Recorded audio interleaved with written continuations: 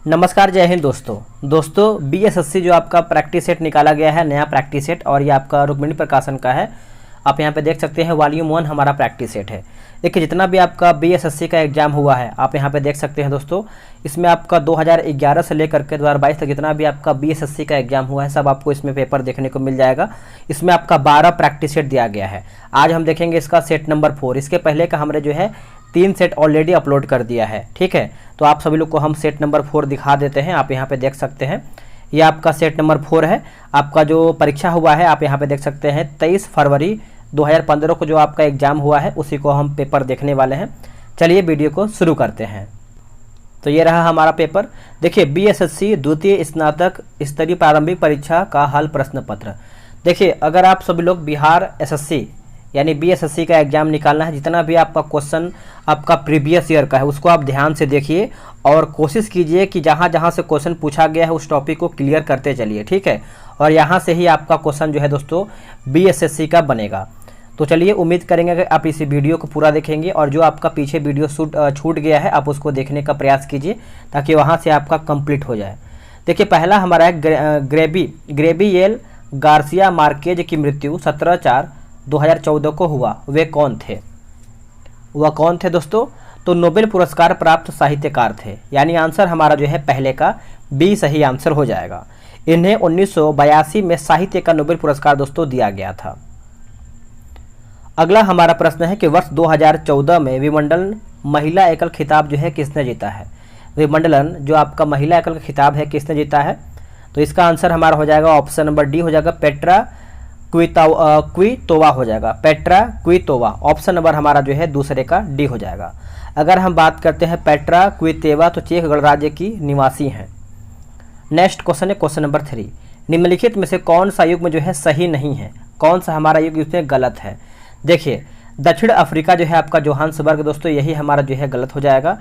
दक्षिण अफ्रीका की राजधानी की बात करते हैं तो प्रिटोरिया है। क्या है? प्रिटोरिया। बाकी जो मिस्र है दोस्तों काहिरा सही है। सूडान की बात करते हैं तो खार्तूम सही है और केन्या की आपका नैरोबी सही है। अगला प्रश्न है कि द गाइड उपन्यास के लेखक कौन है? द गाइड उपन्यास के लेखक कौन है? तो ये आपके हो जाएंगे आर के नारायण। आर के नारायण दोस्तों ऑप्शन नंबर सी। देखिए आर के नारायण ने द डार्क रूम, उसके बाद मालगुडी डेज, उसके बाद गाइड माई डेज, ये सब जो है पुस्तक इन्हीं के द्वारा जो है लिखा गया है। अगला कि हीराकुंड बांध किस नदी पर अवस्थित है?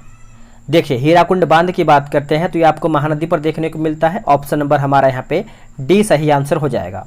महानदी छत्तीसगढ़ के रायपुर जिले में सिहावा नामक पर्वत श्रेणी के समीप से निकलकर बंगाल की खाड़ी में गिरती है। अगर हम महानदी की लंबाई की बात करते हैं लगभग में तो 885 किलोमीटर यहाँ पे हो जाएगा। चलिए नेक्स्ट हमारा क्वेश्चन है क्वेश्चन नंबर 6। निम्नलिखित में से किस फसल की खेती भारत में सर्वाधिक क्षेत्रफल में होती है? तो इसका सही आंसर हमारा हो जाएगा ऑप्शन नंबर बी, धान जो है इसका सही आंसर हो जाएगा। देखिए धान दोस्तों भारत की मुख्य खाद्य फसल है, ठीक है। दक्षिण पूर्व एशिया की मुख्य खाद्य फसल धान आपका माना जाता है और विश्व की प्रमुख या फिर मुख्य जो है खाद्य फसल आपका गेहूं है। दिनार किस देश की मुद्रा है? देखिए दिनार की बात करते हैं तो इराक का दोस्तों मुद्रा हो जाएगा। ऑप्शन नंबर हमारा यहाँ पे सी सही आंसर हो जाएगा, ठीक है। अगर हम चीन की बात करते हैं जो चीन का मुद्रा क्या है तो युआन है और चीन की राजधानी आपका बीजिंग हो जाएगा, ठीक है। तो आप इसको अच्छे से याद रखिएगा, भूलिएगा नहीं। और वही अगर हम ईरान की बात करते हैं तो रियाल इसका मुद्रा है और जो राजधानी है तेहरान है। आगे हमारा प्रश्न है कि मालगुडी डेज के रचनाकार कौन है? आर के नारायण हो जाएगा दोस्तों। ऑप्शन नंबर हमारा जो है 8वें का बी हो जाएगा, आर के नारायण ऑप्शन नंबर बी। देखिए कुछ आप इसको समझिएगा, जैसे पुस्तक से आपका क्वेश्चन पक्का आएगा, आप इस टॉपिक को याद कर लीजिए बीएसएससी एग्जाम में। निम्नलिखित में से कौन सी महारत्न कंपनी नहीं है? इनमें से हमारा कौन सा महारत्न कंपनी नहीं है? तो पावर फाइनेंस कॉर्पोरेशन लिमिटेड ये आपका महारत्न कंपनी के अंतर्गत नहीं आता है। देखिए वर्तमान में पावर फाइनेंस कॉर्पोरेशन लिमिटेड जो है दोस्तों महारत्न कंपनी बन चुकी है फिलहाल में अगर देखा जाए तो, उस टाइम नहीं था। वैसे भारत सरकार ने मिनी रत्न, नवरत्न और महारत्न में कंपनियों को बांट दिया है या फिर बांटा गया है। अगला है कि गंगा ब्रह्मपुत्र डेल्टा क्षेत्र का वन निम्नलिखित में से किस नाम से जाना जाता है? कौन से नाम से इसको हम जानते हैं? तो सुंदरवन हो जाएगा दोस्तों, ऑप्शन नंबर डी इसका करेक्ट आंसर हो जाएगा क्वेश्चन नंबर 10 का। उससे पहले आप सभी को बता दें, देखिए बीएसएससी जो आपका यहाँ पे एग्जाम होने वाला है उसका टारगेट ग्रुप बनाया गया है, जिसमें आपका डेली 10 बजे सुबह चलता है प्रैक्टिस सेट डिस्कशन के साथ। उसमें आपका मैथ भी डिस्कशन के साथ ही होता है। तो आप सब लोग कमेंट करते हैं कि सर इसका मैथ कौन बनाएगा, तो मैथ आप खुद से बनाइए, डिस्कशन आपको उसमें दिया गया है, क्योंकि जो आपका चैनल है सिर्फ जीके जीएस के लिए ही है। ठीक है, तो ये रहा व्हाट्सअप नंबर 8756546533। आप इस पे जो है बीएसएससी लिख करके मैसेज कर दीजिए, आपको जानकारी मिल जाएगा। अगला है कि कालिदास सम्मान पुरस्कार प्रारंभ किया गया किसके द्वारा, तो ये जो आपका प्रारंभ किया गया है मध्य प्रदेश सरकार के द्वारा शुरू किया गया है। ऑप्शन नंबर हमारा सी हो जाएगा। भारत अंतर्राष्ट्रीय फिल्म समारोह जो है 20 से 30 नवंबर 2014 के बीच कहाँ पर आयोजित दोस्तों किया गया था, तो ये किया गया था आपका गोवा में। कहाँ पे, गोवा, ऑप्शन नंबर डी।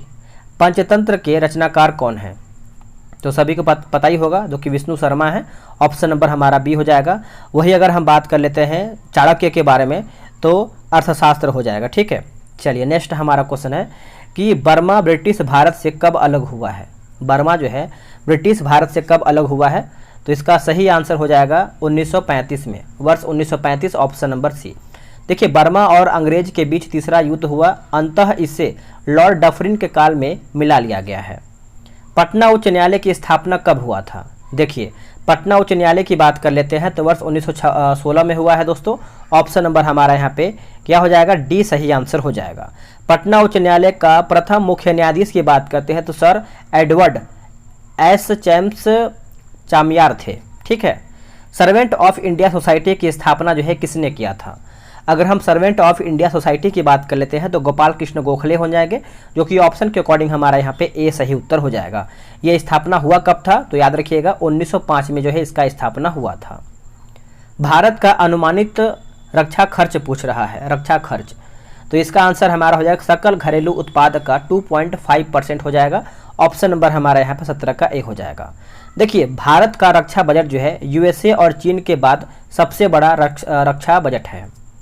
किस वर्ष सिक्किम भारतीय संघ का 22वां राज्य बना है, कौन से वर्ष में, तो ये बना है वर्ष 1975 में, ऑप्शन नंबर डी। अब इसको समझ लेते हैं। देखिए भारतीय संविधान के 35वें संविधान संशोधन 1975 के द्वारा सिक्किम को संरक्षित राज्य घोषित किया गया है। ठीक है, 1975 में। आज़ादी के बाद भारत और नेपाल के बीच प्रथम शांति और मित्रता संधि किस वर्ष काठमांडू में हस्ताक्षरित दोस्तों किया गया था, तो ये किया गया था वर्ष 1950 में किया गया था। ऑप्शन नंबर हमारा यहाँ पे डी सही आंसर हो जाएगा, वर्ष 1950 में। देखिए वर्ष 1950 के संधि में व्यापार रियायत के साथ जो है पारगमन संधि महत्वपूर्ण प्रावधान था। आगे हमारा कुछ मैथ्स का भी क्वेश्चन दिया गया है, तो आराम से आप ग्रुप में ज्वाइन होकर बना सकते हैं। अगला कि भारतीय राष्ट्रीय कांग्रेस की प्रथम महिला अध्यक्ष कौन थी। देखिए आप 4 सेट लगाए होंगे तो आप नोटिस किए होंगे कि आपका कांग्रेस अधिवेशन या फिर कांग्रेस से जितना भी आपका क्वेश्चन बनता है ये आपको हर एक सेट में या फिर हर एक प्रीवियस ईयर के क्वेश्चन में आपको देखने को मिलेगा। देखिए इसमें भी आपका कांग्रेस अधिवेशन या फिर कांग्रेस की प्रथम महिला, जो प्रथम अंग्रेज, ये सब आपका देखिए क्वेश्चन आपको देखने को मिल रहा है। तो कांग्रेस आपको अच्छे से याद रखना है। एनी बेसेंट हो जाएगा दोस्तों, ऑप्शन नंबर बी। चलिए आगे हमारा क्वेश्चन क्या है, ये सब आपका मैथ्स का क्वेश्चन दिया गया है, तो आराम से आप ग्रुप में ज्वाइन हो जाएंगे और सेट बनाएंगे। ठीक है, चलिए आगे देखेंगे। बोला है कि अगला हमारा जो है 101 से हमारा जीके जीएस जो है दोस्तों दिया हुआ है, तो चलिए 101 से ही हम देख लेते हैं, क्योंकि मैथ्स और रीजनिंग दोस्तों यहाँ पे देखिए थोड़ा सा बनाने में पॉसिबल नहीं हो पाता है क्योंकि पेन नहीं है।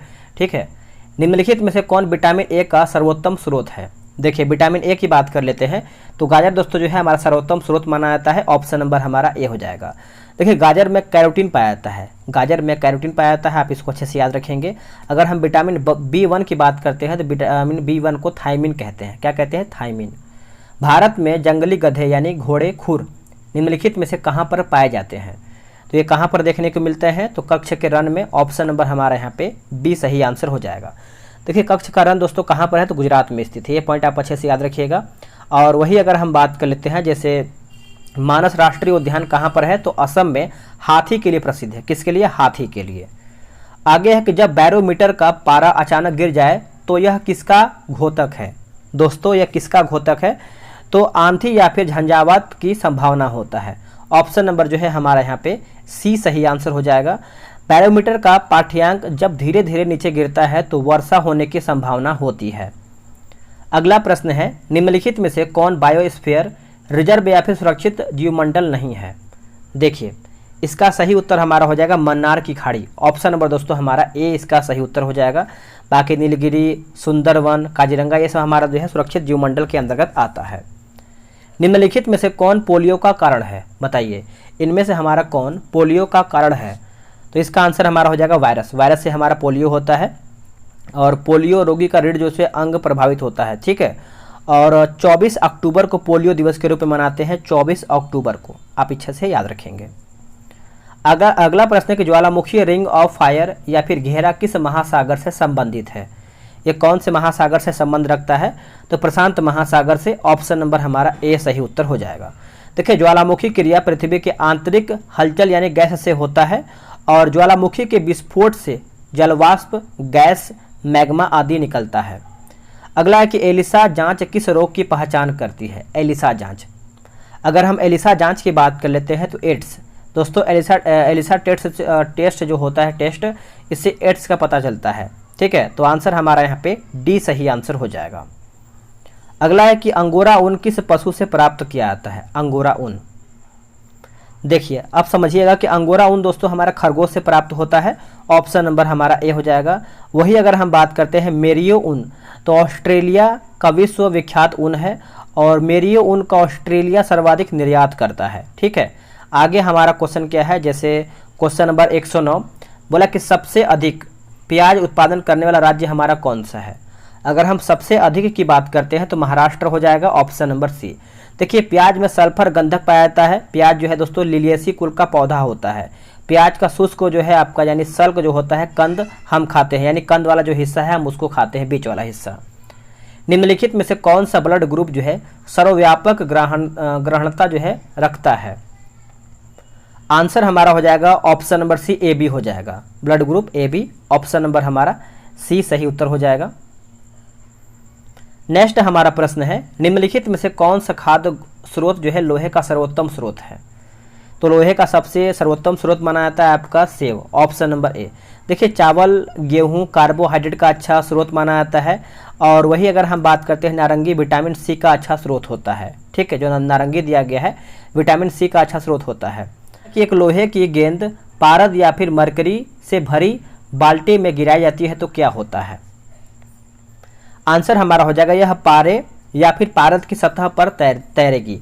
ऑप्शन नंबर हमारा यहाँ पे 12 का बी सही उत्तर हो जाएगा। अब इसको समझ लेते हैं। जैसे बर्फ का घनत्व दोस्तों सबसे यानी बर्फ का घनत्व कम होने के कारण जो है जल पर तैरता है और समुद्र की जल के घनत्व नदी जल से अधिक होता है। ये भी पॉइंट आपको अच्छे से याद रखना है। चलिए आगे हमारा है कि 20,000 हर्ट्ज यानी सॉरी माफ कीजिएगा 20 हर्ट्ज से 20,000 हर्ट्ज आवृत्ति की ध्वनि निम्नलिखित में क्या है?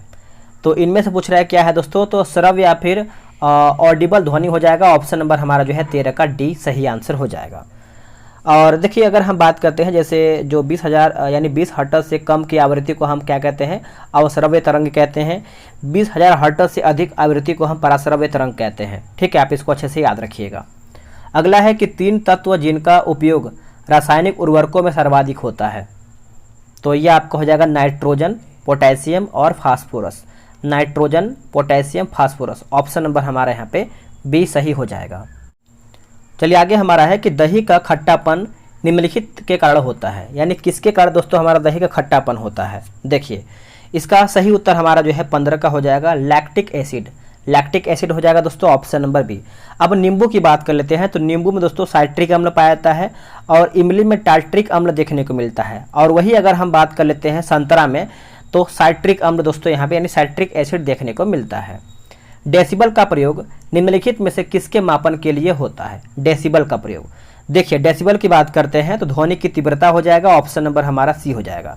देखिए 85 डेसिबल से अधिक की ध्वनि मानव के लिए हानिकारक माना जाता है और भारत में मानक ध्वनि की बात करते हैं तो 60 डेसिबल है, 60 डेसिबल हो जाएगा।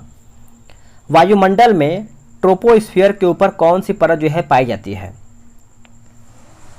सही आंसर हमारा हो जाएगा ऑप्शन नंबर ए हो जाएगा स्ट्रेटोस्फियर। ऑप्शन नंबर हमारा 17 का ए सही हो जाएगा। कैल्शियम की आवश्यकता निम्नलिखित में से किस निमित्त है, यानी किसमें नियमित है या फिर किसमें है? तो 18 का उत्तर हमारा हो जाएगा हड्डियों के विकास के लिए। ठीक है, ऑप्शन नंबर हमारा यहाँ पे सी सही उत्तर हो जाएगा।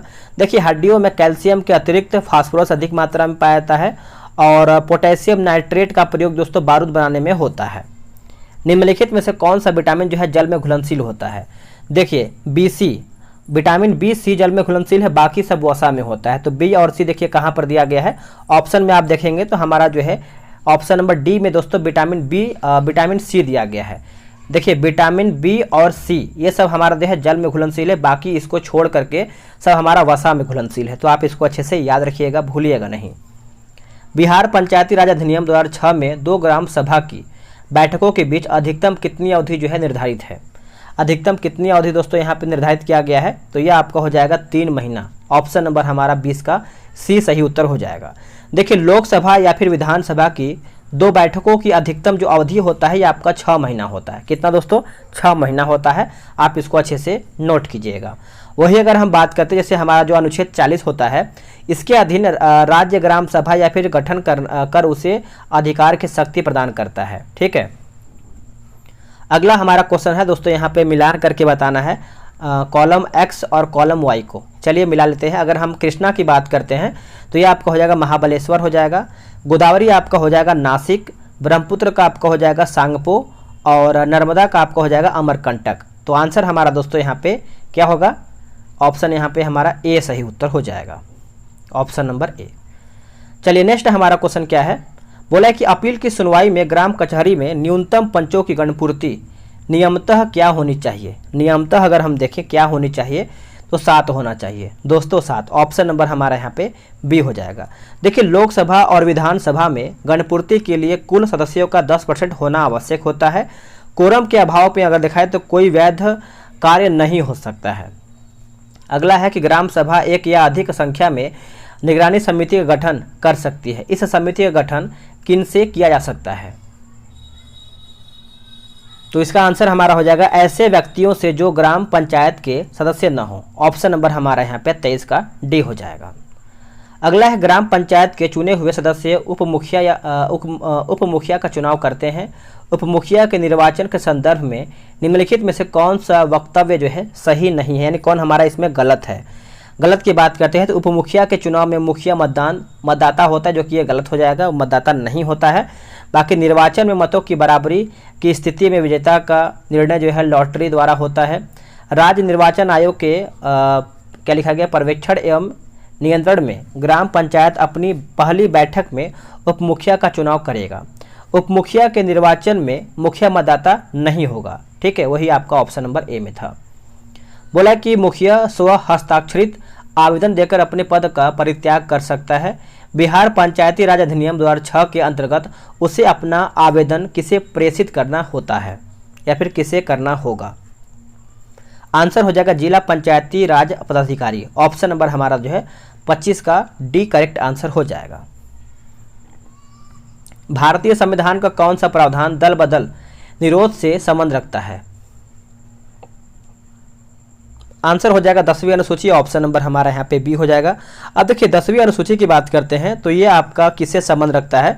तो 52वां संविधान संशोधन, और ये आपका 1985 में हुआ था। ये आपको अच्छे से याद रख लेना है। आगे कि भारतीय संविधान की धारा 198 में धन विधेयक पारित करने की विधि प्रावधानित है। यदि विधान परिषद धन विधेयक को रोक लेता है तो उसे वापस करने से मना कर देता है। तो कितने दिनों के बाद इसे विधेयक को दोनों सदनों से पारित माना जाएगा? दोनों सदनों से पारित माना जाएगा। तो इसका आंसर हमारा हो जाएगा 14 दिन। ऑप्शन नंबर हमारा यहाँ पे बी हो जाएगा। भारतीय संविधान का अनुच्छेद 51 का ए नागरिकों के मौलिक कर्तव्य से संबंधित है। इस संविधान संशोधन से इसे लाया गया है। देखिए इसका उत्तर हमारा हो जाएगा 42वां संविधान संशोधन, ऑप्शन नंबर बी। अब इसको समझते हैं कि जो आपका 42वां संविधान संशोधन है दोस्तों, ये हुआ कब था? तो 1976 में। मौलिक कर्तव्य सरदार स्वर्ण सिंह समिति की सिफारिश के आधार पर 1976 में आपका लागू हुआ है। ठीक है, तो आप इसको अच्छे से याद रखिएगा। नेक्स्ट हमारा प्रश्न है दोस्तों 129 नंबर। बोला है कि 74वें संविधान संशोधन का संबंध निम्नलिखित में से किस संस्था से है? ये कौन से संस्था से है? तो नगर पालिका से है। ऑप्शन नंबर हमारा यहाँ पे 29 का बी सही हो जाएगा। हाल ही में या फिर हाल में आंध्र प्रदेश से अलग कर एक नए राज्य तेलंगाना का गठन हुआ है। इससे भारतीय संविधान की किस सूची में परिवर्तन होता है? देखिए, इसका सही उत्तर हमारा हो जाएगा अनुसूची 1। ऑप्शन नंबर हमारा यहाँ पे ए हो जाएगा। वर्तमान की बात करते हैं तो 12 अनुसूची है और मूल संविधान की बात करते हैं तो उस टाइम 8 अनुसूची था। निम्नलिखित में से कौन सा राज्य जो है राज्य पार्टी है? अगर हम राज्य पार्टी की बात करते हैं तो बहुजन समाज पार्टी हो जाएगा। ऑप्शन नंबर हमारा 31 का डी हो जाएगा। देखिए, पार्टी के मान्यता चुनाव आयोग देता है और बहुजन पार्टी के संस्थापक कौन थे? तो काशीराम थे 1984 में। प्रथम लोकसभा के स्पीकर कौन थे? अगर हम प्रथम लोकसभा स्पीकर की बात कर लेते हैं, बताइए कौन थे? सही आंसर हमारा 32 का हो जाएगा। ऑप्शन नंबर 32 का करेक्ट आंसर हमारा हो जाएगा option number A, GB. Mavalankar. Option number दोस्तों हमारा ए सही उत्तर हो जाएगा। 16वीं लोकसभा में सुमित्रा महाजनपद लोकसभा की अध्यक्ष थी। नेक्स्ट हमारा क्या है? निम्नलिखित में से किस राज्य में विधानमंडल का ऊपरी सदन या फिर विधान परिषद नहीं है? आंसर हो जाएगा पश्चिम बंगाल। ऑप्शन नंबर दोस्तों हमारा यहाँ पे 33 का जो है सी सही उत्तर हो जाएगा। देखिए, भारतीय शासन एक्ट जो है 1935 के अधीन प्रथम बार 6 राज्यों में विधान परिषद का जो है दोस्तों गठन किया गया था। बिहार में लोकसभा की 40 सीटें हैं। राज्यसभा की सीटें जो हैं कितनी बिहार में हैं? तो बिहार में राज्यसभा का सीट पूछ रहा है कितना है, तो आप अच्छे से याद रखिएगा, भूलिएगा नहीं। 16 हो जाएगा दोस्तों, 16 ऑप्शन नंबर डी। देखिए, विधान यानी बिहार में विधानसभा में करीबन 243 सदस्य होते हैं और बिहार विधान परिषद में 75 सदस्य होते हैं। आगे है कि 2011 की जनगणना में बिहार की अनुमानित आबादी क्या है? देखिए, अगर हम अनुमानित आबादी की बात करते हैं तो इसका सही आंसर हमारा हो जाएगा 10 करोड़। ऑप्शन नंबर हमारा यहाँ पे सी सही उत्तर हो जाएगा। करीबन 10 करोड़ 40 लाख 99,452 व्यक्ति बिहार में हैं। देश का करीबन 8.60% है। अगला कि सामान्यतः विधानमंडल के ऊपरी सदन के सदस्यों की कुल संख्या निचले सदन की कुल संख्या कितनी है? देखिए, अगर हम 36 की बात कर लेते हैं तो ये आपको हो जाएगा 1/3 होनी चाहिए। 1/3 होनी चाहिए। ऑप्शन नंबर हमारे यहाँ पे बी सही उत्तर हो जाएगा। अगला है कि बिहार राज्य में कुल कितने जिले हैं? अगर बिहार में अगर हम जिलों की संख्या की बात करते हैं तो 38 हो जाएगा दोस्तों, 38 ऑप्शन नंबर सी। अगर हम 38वां जिला की बात करते हैं, हमारा कौन सा 38वां जिला है? तो अरवल को दोस्तों बनाया गया है 38वां जिला। बिहार में कुल 9 मंडल हैं, 9 प्रमंडल हैं, 9 प्रमंडल हैं और बिहार में 101 अनुमंडल हैं। बिहार में 534 प्रखंड हैं। बिहार में 17 नगर निगम है। ये सब आपको देखिए जानना जरूरी है, ठीक है। चलिए आगे है कि मैकमोहन रेखा भारत और चीन की सीमा तय करती है। डुरंट रेखा किन 2 देशों की सीमा तय करती है? तो ये सब आपको क्वेश्चन लूसेंट में मिल जाएगा, ठीक है। तो आंसर देखिए हमारा हो जाएगा पाकिस्तान और अफगानिस्तान। पाकिस्तान और Afghanistan option number A. Next हमारा है कि फीफा विश्व कप 2014 का आयोजन जो है किस देश में हुआ है? 2014 की बात करते हैं तो ब्राज़ील में हुआ है, जो कि ऑप्शन नंबर हमारा यहाँ पे डी सही उत्तर हो जाएगा, ठीक है। और आप इसको समझ लेते हैं, जैसे 12 जून से 13 जुलाई 2014 तक फीफा वर्ल्ड कप का आयोजन हुआ है। अगला है कि ब्लड कैंसर को आमतौर पर इस नाम से जाना जाता है। ब्लड कैंसर को तो हम इसको जानते हैं दोस्तों ल्यूकेमिया ऑप्शन नंबर बी। अगला है कि मंगलयान 5 नवंबर 2013 को श्रीहरिकोटा यानी श्रीहरिकोटा से प्रक्षेपित किया गया। श्रीहरिकोटा किस राज्य में अवस्थित है? तो यह आपको कहाँ पर देखने को मिलता है श्रीहरिकोटा, बताइएगा। तो आंध्र प्रदेश में है दोस्तों। ऑप्शन नंबर हमारा जो है 41 का डी हो जाएगा। उस देश को इंगित करें जहाँ से ब्रह्मपुत्र नदी नहीं गुजरती है। तो म्यांमार से दोस्तों नहीं गुजरता है, बाकी चीन, बांग्लादेश, भारत से गुजरता है। अगर हम ब्रह्मपुत्र नदी की लंबाई की बात करते हैं तो 2900 किलोमीटर है। कितना है? 2900 किलोमीटर। ब्रह्मपुत्र नदी भारत में करीबन 916 किलोमीटर बहती है। अगला है कि साइना नेहवाल किस खेल से जुड़ी हुई है? तो इसका आंसर हमारा हो जाएगा बैडमिंटन से, ऑप्शन नंबर सी।